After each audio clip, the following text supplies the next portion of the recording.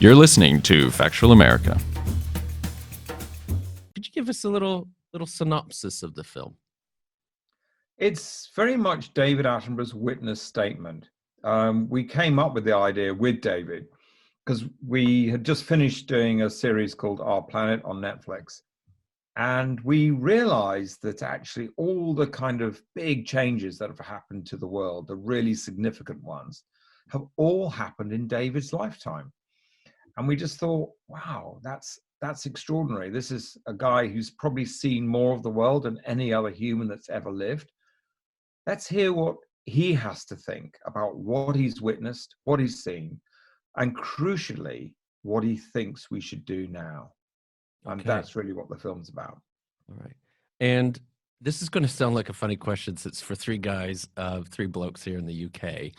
But we do have an international audience. And I've been aware of Sir David Attenborough for a long time. I even, growing up in Texas in high school, we saw some of his documentaries then, and I'm not a young man anymore. But Colin, maybe you can tell us a little bit about who is Sir David Attenborough for those who maybe been, maybe even a younger audience who doesn't know. No, it's a great question. I have many friends in other parts of the world where some of David's series have been dubbed by other actors, so they don't necessarily know him so well. But what a lot of people don't know about David is he's so much more than a presenter and voiceover artist. He grew up really, really deeply understanding the natural world. His huge interest in anthropology, in geology, collected fossils at a young age, studied biology and natural sciences, real genuine understander and curiosity of a wealth of different sciences.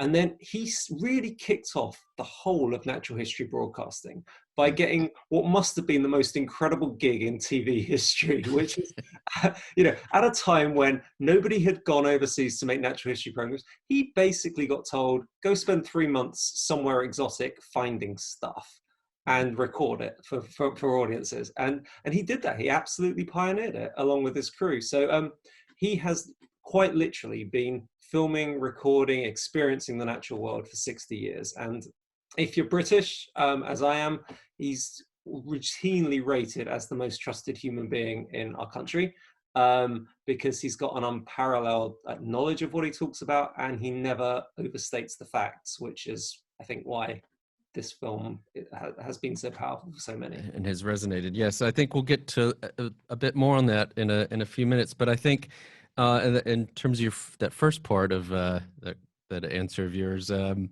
think we have a little clip we can show or listen to for those for our listeners. It's basically, I think it's about a 50-second clip that basically talks about, shows got some great archival footage and talks about getting his start in this industry and what he called the best time of my life. So let's listen to that clip now. Wherever I went, there was wilderness, sparkling coastal seas, vast forests, immense grasslands. You could fly for hours over the untouched wilderness.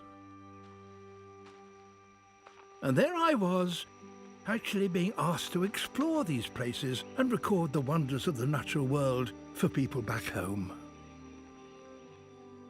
And to begin with, it was quite easy. People had never seen pangolins before on television. They'd never seen sloths before. They'd never seen the central of New Guinea before.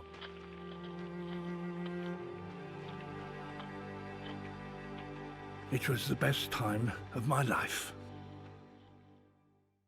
All right, so he says that that was the best time of his life, but I think right after that, right after the end of that clip, he says it was the best time of our lives. And Keith, you've been a long-time collaborator of his. He's not nearly as long as his career, obviously, but he's nearly been, nearly 70 years on. And where do we find ourselves now? What did he mean by those were the best times of our lives? And I have a little bit of understanding. Obviously, I'm a little bit younger than David. He's 94 now. Yeah. But when I grew up as a kid in Kenya, and in the 60s, and my parents liked to go out on safari and see the wilderness, and Kenya in the 60s was just like paradise. I mean, the wildlife and everything was utterly incredible. And this was the stage that David traveled the world on. He was there when most of the wildlife of our world, the great wilderness of the world, was still very much intact. And the things you could see were just absolutely amazing. And I just caught the back end of David's kind of front end of his career. So it must have been just amazing for him, traveling to places like Borneo that had been hardly untouched. And East Africa was in fantastic case. The Amazon was hardly untouched. So he really saw the pristine natural world at that time. I think, you mentioned Borneo. I mean, I think there's even a little, some archival in there about even meeting up with a tribe that had never had any contact with the outside world. And that's early 70s, Yeah, that was in New Guinea, actually. That was New Guinea, yeah. And New Guinea, but you could still, in the 70s, you could still go to places on this world. And at the same time we were putting a man on the moon, you could still meet people who had had no contact with Western civilization, none whatsoever. And you see, I'm a little younger than you. I'm sure I'm older than Colin, but I remember like National Geographic's or the youth version of it coming in the 70s, and they'd have these whole spreads about this tribe in New Guinea that you had not, no one had encountered before. It was that, and that's only 50 years ago.